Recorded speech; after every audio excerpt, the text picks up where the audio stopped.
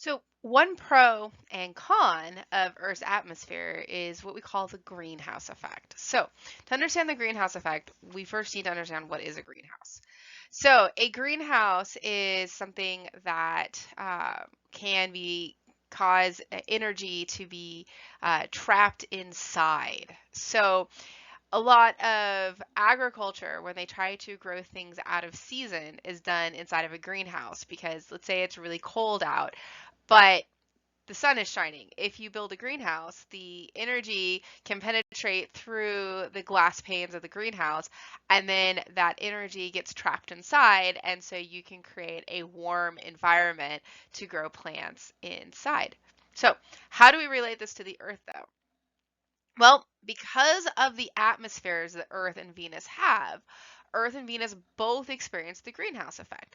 So we've got gases in our atmosphere that absorb this heat energy and reduce the amount that escapes into space. Without this, our planet would end up being very cold, just like the extreme temperatures we see in or on planets that don't have an atmosphere or other celestial bodies, because nothing is there to trap that inside. And so trapping of this heat by these gases is known as the greenhouse effect. And so that's why we have a higher average global temperature, because we're able to trap this energy inside. Now, there's certain gases that are considered greenhouse gases. And so these gases absorb energy in the IR region, the infrared region. And so these include things like carbon dioxide, water vapor, chlorofluorocarbons, nitrogen monoxide, and methane. Methane is a greenhouse gas. And so I'll have linked in our module this video that I've got the link for right here, which is actually talking about how cow farts contribute to greenhouse gases. Now, things that are not greenhouse gases are nitrogen, oxygen, argon. Okay, so when we have atoms that are bonded together, they don't just sit in static spots. Okay, if I have A and B bonded together, they move. Okay, they bounce back and forth. If I have three things bonded together, I can also get some bouncing between.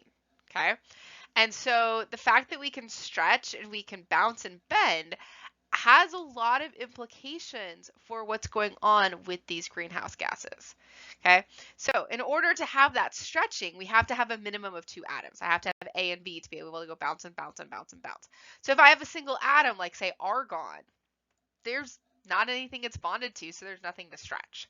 Now, to have bending, we have to have at least three atoms because we have to have an angle, so I can bend around that angle. All right.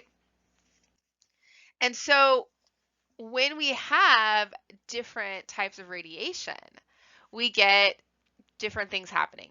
Ultraviolet radiation can disassociate a bond.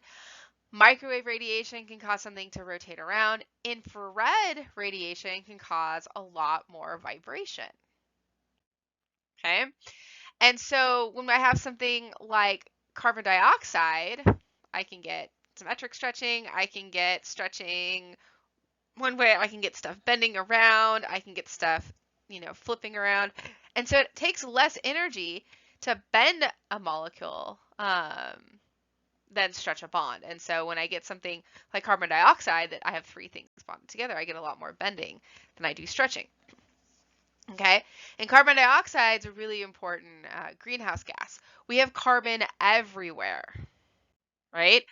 We have the carbon cycle, and so we have all sorts of things that are intaking and outputting stuff that have to do with carbon. So there's a couple really important processes. There's respiration and photosynthesis. So respiration, we've got here's some oxygen reacting with some glucose, giving some carbon dioxide and water off. Photosynthesis, we're going to get carbon dioxide, reacts with water vapor, gives us oxygen and glucose, which is what feeds our plants. And so we have this carbon cycle, and we are constantly dealing with this carbon dioxide. Now, that'd be great, except there's the human factor. Okay, human activity releases around 6 to 7 billion tons of carbon into the air each year. Our carbon dioxide concentration is going up and up and up as the years go on. We're getting about 1.5 parts per million per year. Okay. So where is all this coming from? Well, we emit a lot of it.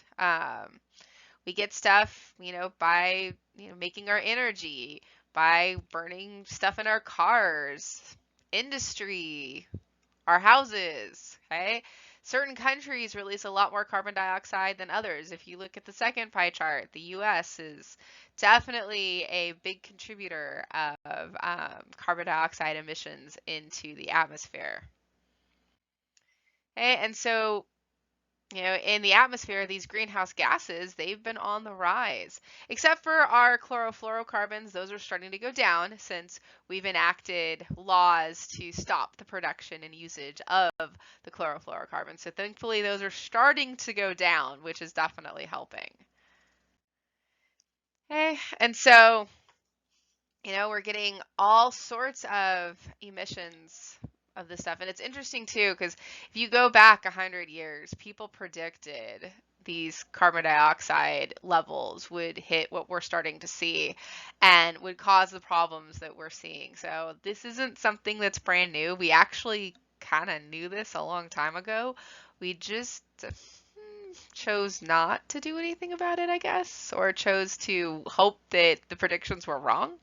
But we've actually known for a long time that we would get a large increase in these things. And so carbon dioxide is definitely going up, and we're definitely seeing the effects of, all that radiation gets into carbon dioxide, and carbon dioxide absorbs it and causes it to bend and stretch and hold all of that radiation in. And again, argon, we don't see it as any sort of greenhouse gas. It's monatomic. There's nothing there. It doesn't absorb infrared radiation. So there's no issue with argon.